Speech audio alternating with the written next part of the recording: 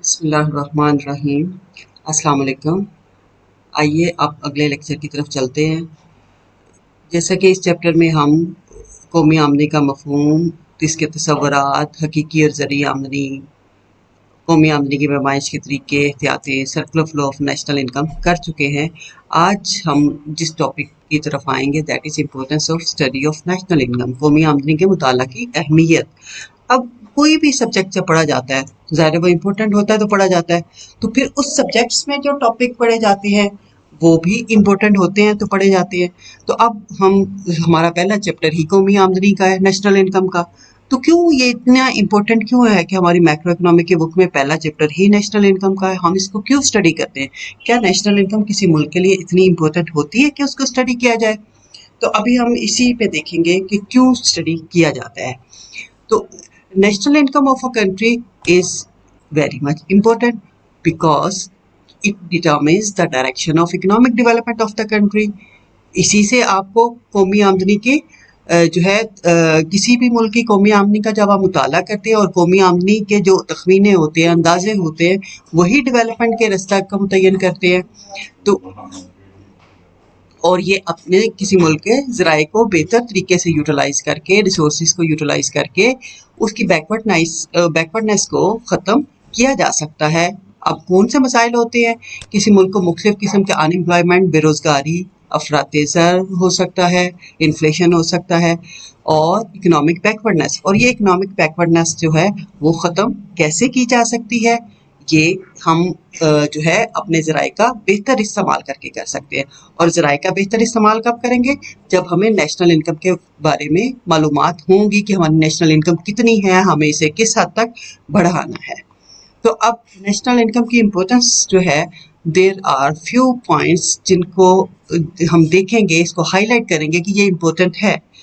उन चीज़ों को देखते हुए कहा जा सकता है कि नेशनल इनकम का स्टडी जो है वो बहुत इम्पोर्टेंट है। अब किसी भी मुल्क के लिए इकोनॉमिक डेवलपमेंट जो है बड़ी अहम होती है। अ, उसका जो है जब एनालाइज किया जाता है इकोनॉमिक डेवलपमेंट को, किसी को कंट्री की माशी तरक्की की रफ्तार का जायजा लिया जाता है, तो उसके लिए नेशनल इनकम को स्टडी करना जो है वो ज़रूरी होता है। क्योंकि नेशनल इनकम डेवलपमेंट का क्या मतलब है कि किसी मुल्क की नेशनल इनकम बढ़ रही हो, कौमी आमदनी बढ़ रही हो। अगर बढ़ रही होगी तो मुल्क तरक्की कर रहा है, उसमें इकोनॉमिक डेवलपमेंट हो रही है। अगर नेशनल इनकम नहीं बढ़ रही तो इसका मतलब है इकोनॉमिक डेवलपमेंट नहीं हो रही। इकोनॉमिक ग्रोथ जो है that is that symbolizes the economic development. तो पाकिस्तान का जो जीडीपी जो है ग्रोथ रेट इस साल में 1920 में that was negative which is 0.38%। आम मुल्क की पैदावार की ग्रोथ इस दफा हमारी नेगेटिव रही है, मनफी शरह रही है, मनफी 3.38 रही है। इस तरह कौमी आमदनी जो है वो इम्पोर्टेंट होती है किसी मुल्क की इकोनॉमिक डेवलपमेंट का।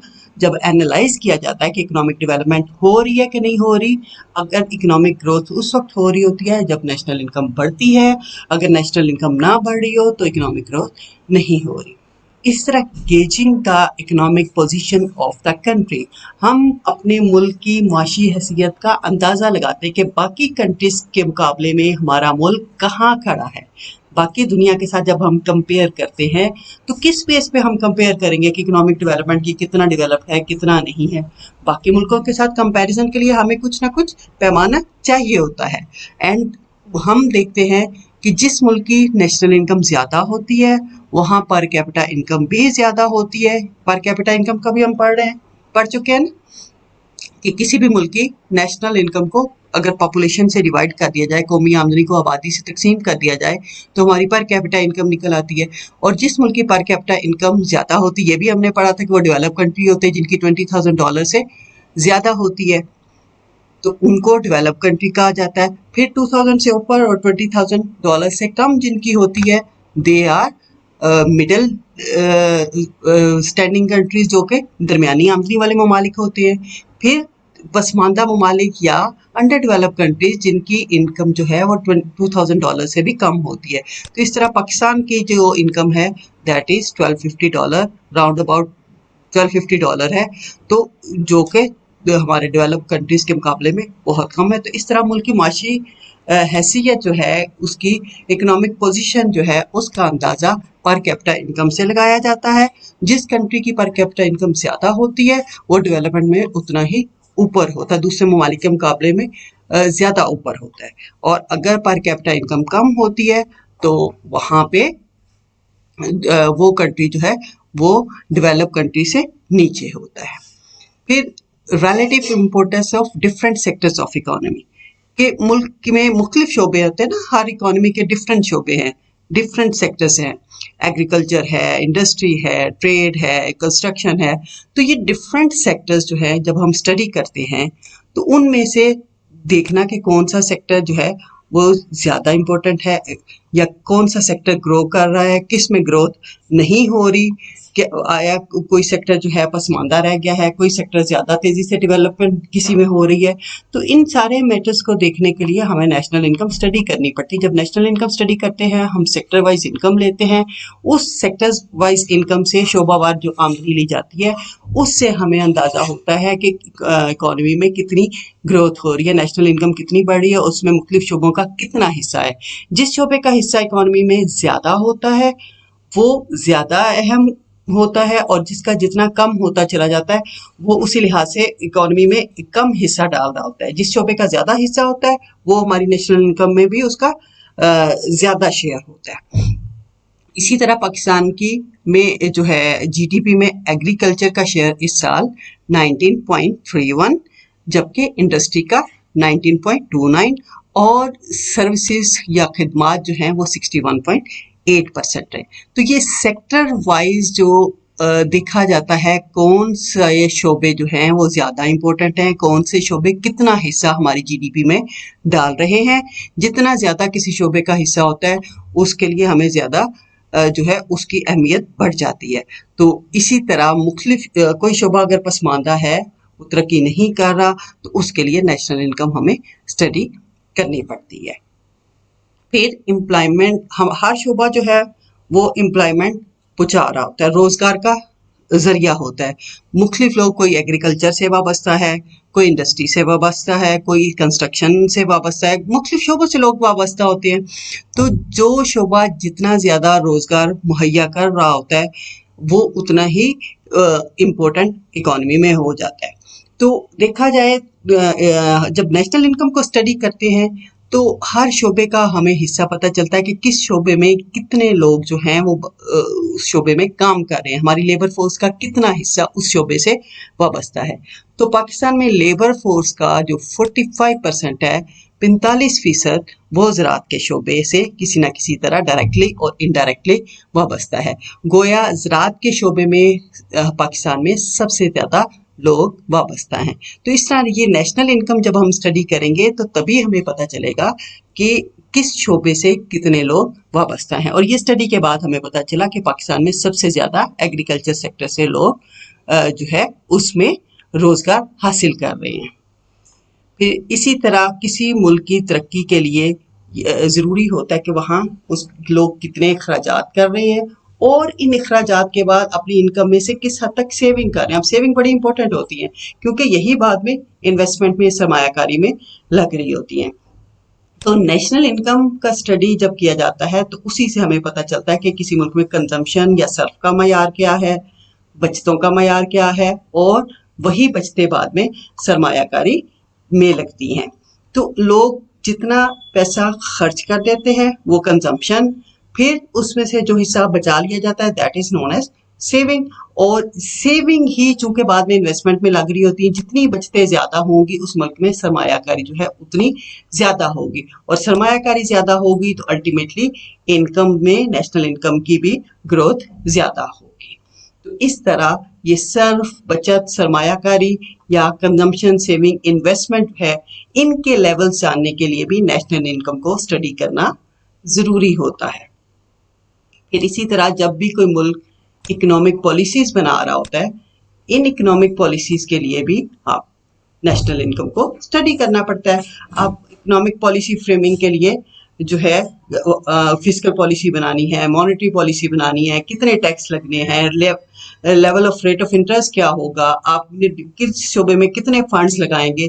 तो ये सारी चीजें करने के लिए नेशनल इनकम को स्टडी करना पड़ेगा कि कौन सा शोबे में कितने फंड्स की रिक्वायरमेंट है, कहाँ टैक्स ज्यादा करने से किन लोगों पे बोझ पड़ेगा या कम करने से किन लोगों को फायदा होगा, मॉनेटरी पॉलिसी में इंटरेस्ट रेट क्या होगा, मनी की सप्लाई क्या होगी। तो इस तरह ये सारी चीजें करने के लिए कौमी आमदनी के तखमीनों का होना जरूरी है। तो इस तरह अभी तक हम देख चुके हैं कि हमारी जो है सबसे पहले किसी भी कंट्री की डेवलपमेंट का जो है वो कौमी आमदनी से पता चलता है कि किस हद तक डेवलपमेंट हो रही है। फिर उसकी इकोनॉमिक पोजीशन, कंट्री की जो माशी हैसियत है उसके अंदाजे के लिए भी नेशनल इनकम रिक्वायर्ड होती है। फिर नेशनल हमारी जीडीपी में डिफरेंट सेक्टर्स का जो शेयर है वो देखने के लिए भी कि कौन सा सेक्टर जो है वो कितना इम्पोर्टेंट है, हमें नेशनल इनकम स्टडी करनी पड़ती है। फिर कि किस शोबे में कितने लोग वाबस्ता हैं, कौन सा शोबा कितने लोगों को रोजगार मुहैया कर रहा है, इसके लिए भी कौमी आमदनी का मुताला करना पड़ता है। फिर किसी मुल्क की कंजम्पशन, सेविंग और इन्वेस्टमेंट के लेवल जानने के लिए भी कौमी आमदनी का जायजा लेना पड़ता है। और इसी तरह मुआशी पॉलिसियां बनाते हुए या इकोनॉमिक पॉलिसीज बनाते हुए भी नेशनल इनकम के फिगर्स की जरूरत पेश आती है। फिर मुआशी मनसूबाबंदी जो है, कोई भी मुल्क तरक्की जो है वो मनसूबाबंदी के जरिए ही करता है। पाकिस्तान में भी 5 ईयर प्लान बनते रहे हैं, अब जो है वो सालाना प्लानिंग हो रही है। तो लोगों का एक particular level standard of living रखने के लिए प्लानिंग करनी पड़ती ताकि नेशनल इनकम में एक माकूल रफ्तार से इजाफा होता रहे। तो जो है मुल्क भी तरक्की करता रहे, लोगों को रोजगार मुहैया होता रहे, लोगों का मेयार जिंदगी बुलंद होता रहे। तो इस मुआशी मनसूबाबंदी के लिए भी हमें नेशनल इनकम के स्टेटिस्टिक्स की जरूरत पेश आती है। इकोनॉमिक प्लानिंग चाहे आपने ईयरली करनी है, सालाना ईयरली या सालाना करनी है या 5 ईयर कोई सी भी प्लानिंग करनी है, उसके लिए नेशनल इनकम के स्टेटिस्टिक्स या उसका डाटा जो है वो इम्पोर्टेंट होता है। फिर फॉरेन एड एंड लोन्स, हमारे जैसे डेवलपिंग कंट्रीज जो हैं वो मुख्तलिफ ममालिक से और मुख्तलिफ फॉरेन एजेंसियों से लोन लेते हैं ताकि वो अपनी डेवलपमेंट को एक ख़ास सतह पे बरकरार रख सके। क्योंकि हमारी इकोनॉमिक प्लानिंग, हमारे बहुत सारे डेवलपमेंट प्रोजेक्ट्स जो है इन्हीं एड्स पे और लोन्स पे डिपेंड कर रहे होते हैं। और जब ये फॉरेन एजेंसियां जो हैं किसी मुल्क को लोन देती हैं तो वो देखती हैं क्या ये कंट्री डेवलप कर रहा है और क्या ये हमारे कर्जे वापस कर सकेगा। तो अब उनको कैसे अंदाजा होगा कि ये कर्जे वापस कर सकेगा या नहीं कर सकेगा। इसके लिए जो स्टैंडर्ड होता है दैट इज नेशनल इनकम। अगर किसी मुल्क की नेशनल इनकम बढ़ रही हो तो इसका मतलब है वहाँ डेवलपमेंट हो रही है और वो मुल्क कर्जे वापस करने के भी काबिल होगा। अगर यही लोन जो है वो लगने के बाद भी, यूज होने के बाद भी डेवलपमेंट का अमल ना हो तो इसका मतलब है उस कंट्री में कर्जे वापस करने की सलाहियत मौजूद नहीं है।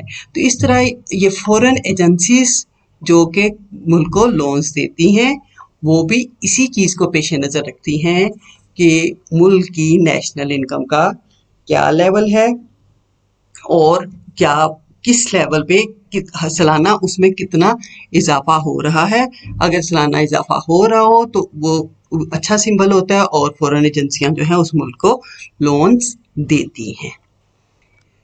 फिर इसी तरह किसी मुल्क के लोगों का मेयार ज़िंदगी या स्टैंडर्ड ऑफ लिविंग जो है that depends upon the level of national income. और उसी नेशनल इनकम से हम पहले भी ये पर कैपिटा इनकम के टॉपिक में भी पढ़ चुके हैं कि किसी मुल्क के लोगों के मेयार ज़िंदगी का अंदाज़ा जो है उस मुल्क के लोगों की फिक्स आमदनी या पर कैपिटा इनकम से होता है। अगर पर कैपिटा इनकम ज़्यादा होगी, जैसे हमने पहले भी कहा कि $20,000 से ज़्यादा हो तो वो डेवलप कंट्रीज होते हैं।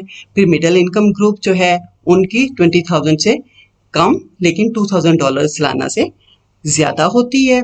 जबकि जो पसमानदा ममालिक हैं या अंडर डेवलप कंट्रीज जो हैं उनकी इनकम $2,000 से भी कम होती है। तो पाकिस्तान भी इसी किस्म के कंट्रीज में है, पसमानदा ममालिक या अंडर डेवलप कंट्रीज में है जिनकी पर कैपिटा इनकम या फीकस आमदनी जो है वो $2000 से सालाना से कम है। पाकिस्तान में ये तकरीबन $1250 फीकस है, जो कि बहुत कम है। तो इसी तरह इसका मतलब है कि पाकिस्तान के लोगों का मयार ज़िंदगी भी पस्त है। जिन ममालिक की फीकस आमदनी ज़्यादा होती है उन कंट्रीज़ का मयार ज़िंदगी भी बुलंद होता है।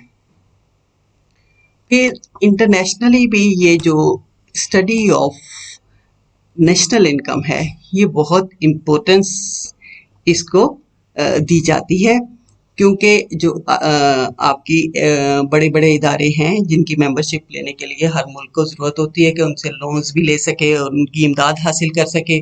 IMF है, वर्ल्ड बैंक है, तो वो किसी मुल्क को जब लोन वगैरह देते हैं तो वो देखते हैं कि उस कंट्री की नेशनल इनकम क्या है, वो कितनी ट्रेड दुनिया के साथ कर रहा है, वहाँ तजारत कितनी होती है, उसकी आबादी कितनी है। तो जो लोन्स देने का जो डिसीजन है वो इस बेस पे बनाते हैं कि वहाँ पेस ऑफ इकोनॉमिक ग्रोथ क्या है, यानी तरक्की की रफ्तार क्या है। तो वो मेंबरशिप भी तब देते हैं और लोन्स भी तब देते हैं कि वो मुल्क जो है अगर नेशनल इनकम ज़्यादा होगी तो ऐसे कंट्रीज़ को अहमियत दी जाती है। वहाँ हर मुल्क की अहमियत जो है उसकी इकॉनमी के साइज़ के हिसाब से होती है। तो मेंबरशिप देते हुए वो किसी भी मुल्क की नेशनल इनकम को भी देखते हैं, वॉल्यूम ऑफ ट्रेड को भी देखते हैं और पॉपुलेशन को भी देखते हैं। तो इस तरह इन इदारों की मेंबरशिप हासिल करने के लिए और बाद में उनसे लोन्स लेने के लिए भी नेशनल इनकम जो है वो इम्पोर्टेंट होती है कि नेशनल इनकम की बेस पे ही वो फैसला करते हैं कि ये मुल्क इसको मेंबरशिप दी जाए या ना दी जाए। फिर इसी तरह कोई मुल्क अपना बजट जब बनाता है तो उसे पता होना चाहिए कि उसके हेड्स ऑफ एक्सपेंडिचर क्या है, यानी बजट में जो उसने अखराजात करने हैं वो कहाँ कहाँ करने हैं, किन जगहों पे करने हैं, अखराजात की मदाद कौन सी हैं। तो और वो अखराजात करने के लिए उसको रिसोर्सेज कहाँ से जनरेट करने हैं, सोर्स ऑफ इनकम उसका क्या होगा। तो बजट बनाते हुए एक तो हेड्स ऑफ एक्सपेंडिचर के कहाँ खर्च करने हैं और सोर्स ऑफ इनकम यानी ज़राए आमदनी दोनों का पता होना ज़रूरी है। तो इस तरह ये बजट बनाने के लिए भी जो है वो ज़रूरी होता है कि इनकम के ज़राए भी पता हों और एक्सपेंडिचर कहाँ करने हैं वो भी पता हो। और ये तब पता होगा तभी हम मालूम कर सकेंगे जब हमें नेशनल इनकम को स्टडी करेंगे, कौमी आमदनी का मुताला करेंगे तो ये दादोशुमार पता चल सकेंगे, वरना मुश्किल हो जाएगी। फिर बाज़ का किसी कंट्री को बहुत सारे इकोनॉमिक प्रॉब्लम्स, माशी मसाइल का सामना होता है, तो इन मसाइल के हल के लिए भी नेशनल इनकम का स्टडी करना ज़रूरी है, क्योंकि जब आप नेशनल इनकम को स्टडी करते हैं, कौमी आमदनी का मुताला करते हैं, तो पता चलता है कि ज़राअत, सनअत, मुख्तलिफ शोबे जो हैं वो जो हैं किस तरह से तरक्की कर रहे हैं, उनकी कारकर्दगी कैसी जा रही है। कोई शोबा ये भी हो सकता है कि वो प्रॉब्लम का शिकार हो, पसमानदगी का शिकार हो। तो जब नेशनल इनकम को स्टडी करेंगे तो फिर हम हर सेक्टर पे तवज्जो देंगे, हमें हर सेक्टर से आने वाली इनकम का पता होगा। और अगर कोई सेक्टर जो है वो अंडर डेवलप है, नई डेवलपमेंट उसमें हो रही, उसकी कारकर्दगी जो है वो कम है, तो उसकी तरक्की के लिए इक़दाम किए जा सकते हैं। उस शोबे को जो है तरक्की देने के लिए, उसका स्टडी करने के लिए नेशनल इनकम का स्टडी जो है वो ज़रूरी है। फिर कोई मुल्क भी दुनिया में अपनी सारी ज़रूरियात जो है वो खुद पूरी नहीं कर सकता। कुछ चीज़ें जो ज़रूरत की होती हैं वो मुल्क खुद पैदा करता है, जो कि वो सस्ती पैदा कर सकता है। फिर कुछ चीज़ें या तो वो पैदा नहीं कर सकता, रिसोर्सेज वहाँ नहीं होते, या बहुत महंगी पैदा होती है, तो ऐसी चीज़ें वो दूसरे मुल्क से मंगवा लेता है। तो इस तरह जो चीज़ें बाहर से मंगवाई जाती हैं उनको इम्पोर्ट्स कहते हैं, और जो चीज़ें हमारे पास ज़्यादा मिकदार में पैदा होती हैं वो हम बाहर दूसरे ममालिक को बेच देते हैं, जिसको हम बरामदात कहते हैं। और इन बरामदात और दरामदात जो हैं अशिया की भी होती हैं और खिदमात की भी होती हैं, नज़र आने वाली गुड्स और ना नज़र आने वाली गुड दोनों की होती हैं। तो इन दोनों के बदले में कोई भी आप गुड्स या सर्विसेज एक्सपोर्ट करें, उसके बदले में हमें फॉरेन करेंसी मिलती है, इसी तरह जब कोई चीज़ इंपोर्ट की जाती है, बाहर से मंगवाई जाती है, तो उसके बदले में हमें फॉरेन करेंसी जो है वो देनी पड़ती है। तो इस तरह ये फॉरेन करेंसी जितनी दी जाती है, रिसीट उसके पेमेंट्स और जो रिसीट्स होती हैं, दोनों का बैलेंस जो है that is known as balance of payment या तवाज़ुन अदायगी। बरामदात के बदले में हम बैरूनी करेंसी जो है उसकी वसूली होती है और दरामदात के बदले में हमें अदायगी करनी पड़ती है। तो इन दोनों का तवाज़ुन जो है दैट इज नोन एज तवाज़ुन अदायगी या बैलेंस ऑफ पेमेंट। तो बैलेंस ऑफ पेमेंट मालूम करने के बैलेंस ऑफ पेमेंट जो है उसका असर भी हमारी नेशनल इनकम पर, कौमी आमदनी पर पड़ता है। अगर हम ज़्यादा एक्सपोर्ट्स कर रहे हैं, हमारी फॉरेन करेंसी की वसूलियाँ ज़्यादा होंगी और हमारी कौमी आमदनी में भी इजाफा होगा। इसी तरह अगर हमारी पेमेंट ज़्यादा हैं, हम ज़्यादा चीज़ें दरामद कर रहे हैं, हमारी इंपोर्ट ज़्यादा हैं, तो इसका मतलब है हम बैरूनी करेंसी की अदायगियाँ जो है वो ज़्यादा कर रहे हैं। जब अदायगियाँ ज़्यादा हो रही होती हैं, दरामदात बढ़ जाती हैं, तो ऐसे में कौमी आमदनी में कमी वाक़या होती है। तो नेशनल इनकम के स्टडीज़ जो हैं वो उस पे एक्सपोर्ट्स और इंपोर्ट्स भी असरअंदाज होती हैं। इस तरह बैलेंस ऑफ पेमेंट के स्टडीज़ के लिए भी नेशनल इनकम का मालूम होना ज़रूरी है। तो नेशनल इनकम के हमने आज क्यों पढ़ी जाती है, इसका मुताला क्यों किया जाता है, वो सारे हमने जो है पॉइंट्स हमने देखे हैं कि क्यों क्यों किया जाता है। सबसे जो है डेवलपमेंट का जायज़ा लेने के लिए, फिर किसी मुल्क की जो है इकोनॉमिक पोजीशन के वो कहाँ है, डेवलप कंट्रीज़ में है, डेवलपिंग में है या अंडर डेवलप में है, और फिर इसके डिफरेंट सेक्टर्स जो हैं उनमें से कौन सा अहम है, एग्रीकल्चर अहम है या इंडस्ट्री अहम है या कोई और सेक्टर ज़्यादा अहम है, फिर उस कंट्री में एम्प्लॉयमेंट के सोर्सेज क्या हैं। ये सारा जो है वो नेशनल इनकम के स्टडी से ही पता चल रहा होता है। कंजम्पशन, सेविंग और इन्वेस्टमेंट के लेवल्स क्या हैं, फिर इकोनॉमिक पॉलिसीज़ बनाने के लिए नेशनल इनकम स्टडी करनी पड़ती है, इकोनॉमिक प्लानिंग के लिए इसके मुताला की ज़रूरत पेश आती है, फिर फॉरेन एड्स और लोन्स हासिल करने के लिए हमें अपने नेशनल इनकम के फिगर्स वहाँ शो करने होते हैं ताकि हम अपनी जो है इकोनॉमिक हैसियत जो है दुनिया को बता सकें कि हम लोन पे करने के काबिल होंगे। फिर किसी मुल्क के लोगों का स्टैंडर्ड ऑफ लिविंग या मयार ज़िंदगी जो है वो भी पर कैपिटा इनकम की बेस पे होता है, जिसे कैलकुलेट करने के लिए पहले नेशनल इनकम रिक्वायर्ड होती है। इसी तरह दुनिया में हमारी अहमियत जो है दुनिया के मुख्तलिफ इदारों की मेंबरशिप हासिल करने के लिए जो है ये नेशनल इनकम की स्टडीज़ इम्पोर्टेंट है। किसी मुल्क की किसी इदारे की मेंबरशिप हासिल करनी है तो वो भी हमारी नेशनल इनकम के बेस पे ही डिसीजन करते हैं। इसी तरह कोई मुल्क बजट जो है बनाने के लिए भी उसके ज़राए आमदनी और अखराजात की मदद जो है जानने के लिए भी नेशनल इनकम स्टडीज़ करनी पड़ती है। फिर मुल्क को अपने इकनॉमिक प्रॉब्लम्स हल करने के लिए, डिफरेंट सेक्टर्स की डेवलपमेंट के लिए नेशनल इनकम को स्टडी करना पड़ता है।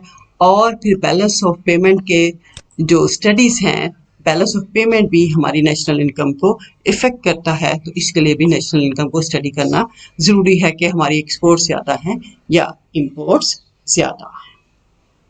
Thank you very much students. उम्मीद है कि आपको समझ आ गया होगा। अल्लाह ताला आपका हामी और नासिर हो।